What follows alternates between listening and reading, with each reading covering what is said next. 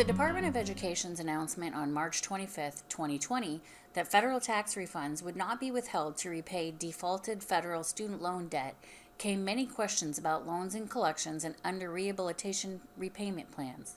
The goal of this video is to answer some of those questions and provide resources for finding additional information. We'll start with the issues surrounding tax offsets, or the IRS sending tax refunds to the Department of Education. If your refund was in the process of being withheld on or after March 13th, it will be returned to you.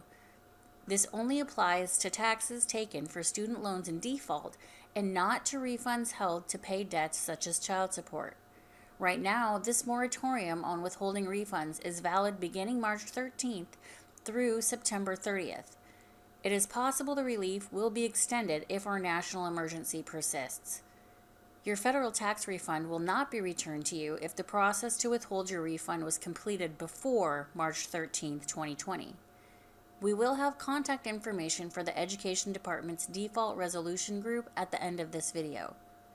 If you receive Social Security payments and your benefits were taken by the IRS to repay your defaulted student loan, that payment will be returned to you if it occurred on or after March 13th. Again, this flexibility will last at least through September 30th. If your Social Security payment was withheld prior to March 13th, it will not be returned to you. If the Department of Education was garnishing wages to pay defaulted student loans, those garnishments should have stopped effective March 13th. Any wages withheld after that date should be returned to you.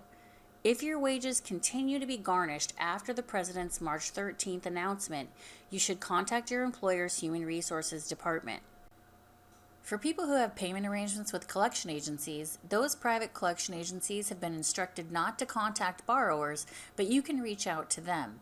If you want to continue in an existing payment arrangement, keep making payments as previously discussed with the collection agency. Many people have heard the news reports about administrative forbearance being applied to loan payments during this pandemic.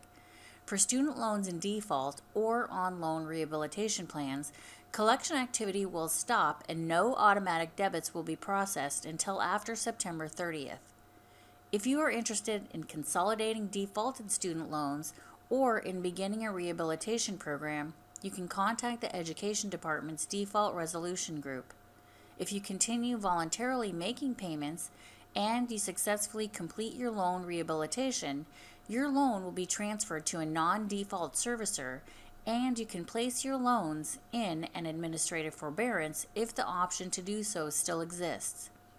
It's important to note that defaulted loans owned by the Education Department will not accrue interest for at least the period ending September 30th.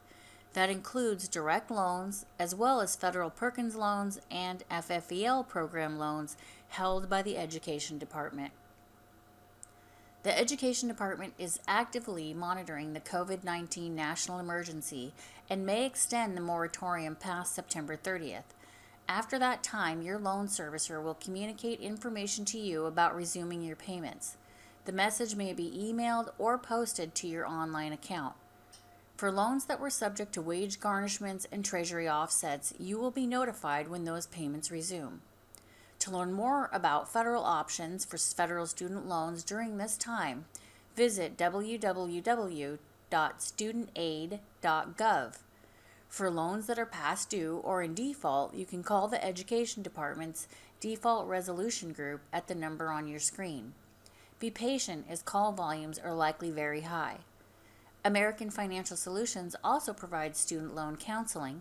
You can contact a student loan counselor at 800-895-4795.